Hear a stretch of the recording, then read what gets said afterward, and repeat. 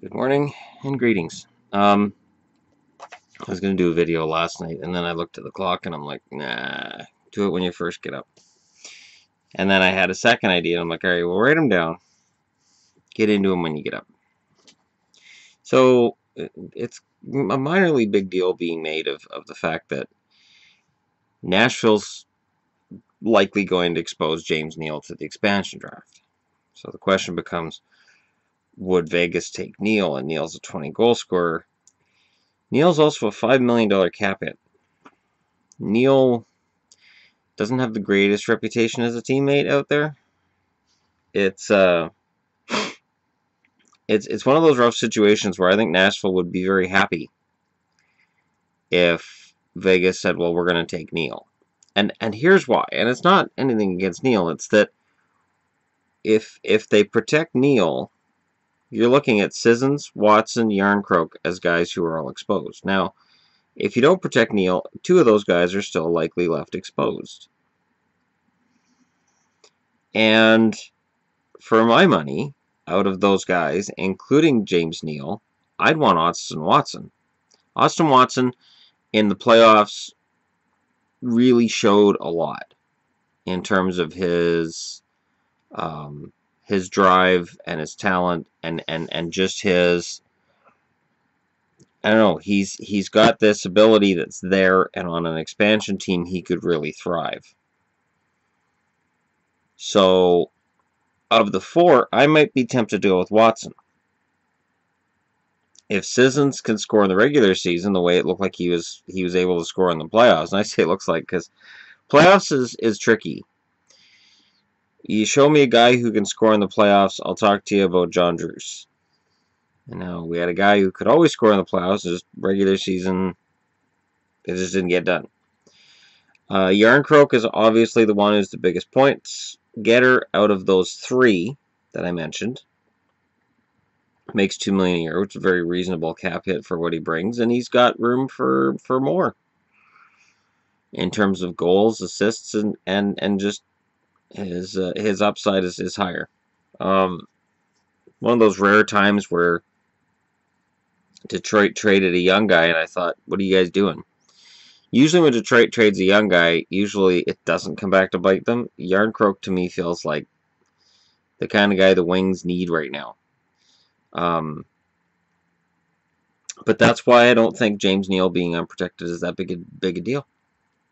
I just don't. I think it's unfortunate for Neal that he's seen by Nashville as not really the expendable. Well, I guess is the expendable one out of their core. That they're saying, well, if we have to lose somebody, I guess we'll take a shot and roll the dice with Neal, that Neal's the one to go. But that certainly appears to be the way this is headed. Now, the other that I keep hearing people are surprised at is Boone Jenner. Boone Jenner's not protected. No, because if you look at Columbus's lineup, you can go to Cap Friendly and check it out. There's 3 no movement clauses there, including Scott Hartnell. And they didn't ask Hartnell to waive his. Now, the fact they didn't ask Hartnell to waive, yes, that could mean they have a trade in place with Vegas that we'll hear about next week. But maybe they don't see the upside in Boone Jenner anymore. Jenner had a down year. Jenner had, I think it was 12 goals this year.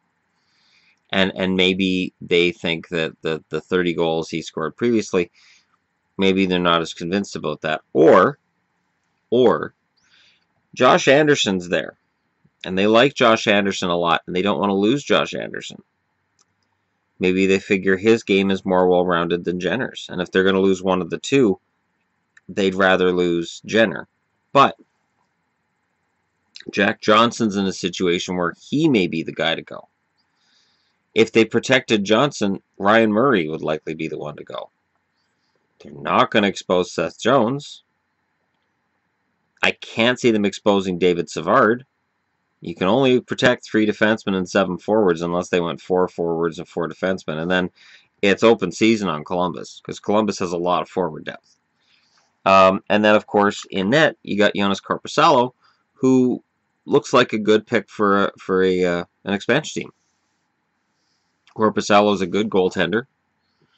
Upside is pretty decent. His numbers have been okay at an NHL level so far.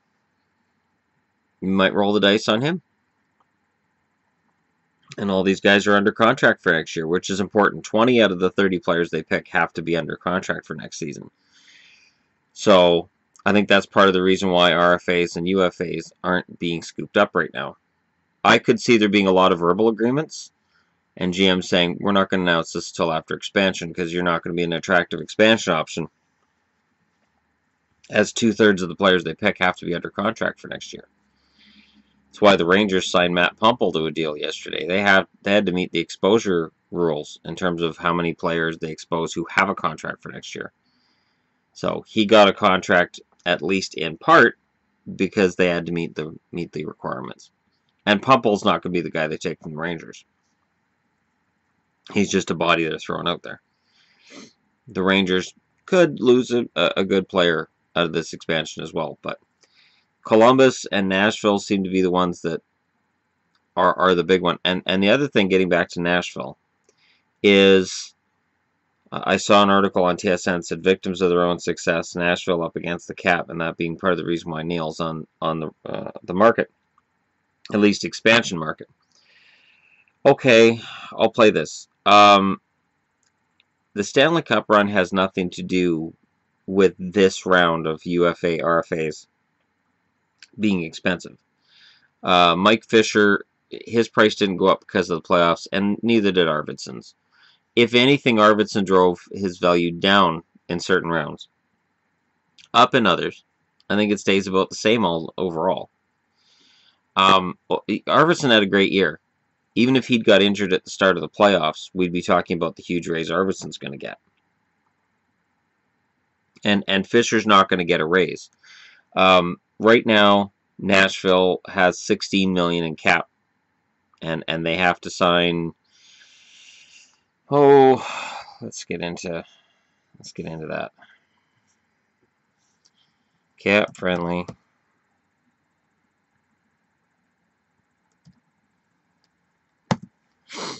Cap friendly, and then I just load up Nashville.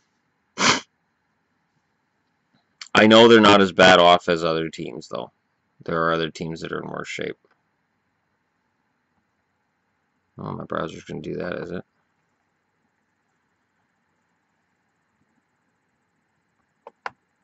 There we go.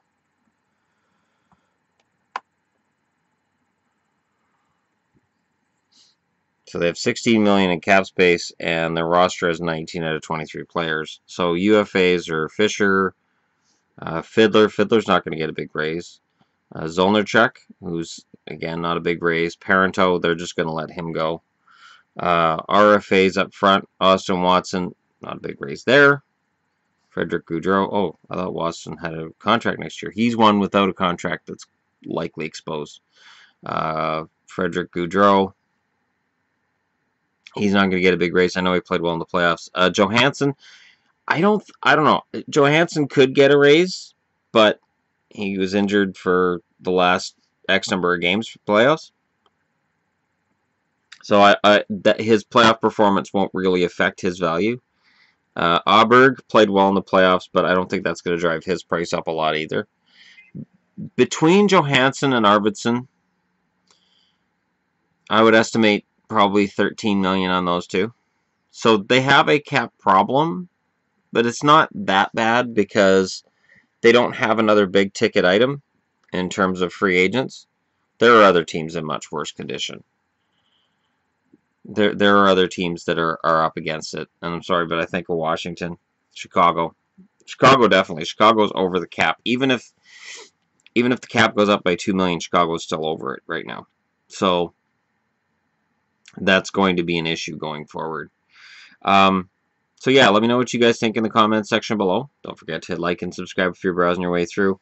And yeah, I don't think Jenner and Neal are the most attractive options from their teams, even if they are exposed. Let me know what you guys think. Let me know who the most attractive options out of Nashville and Columbus are for you.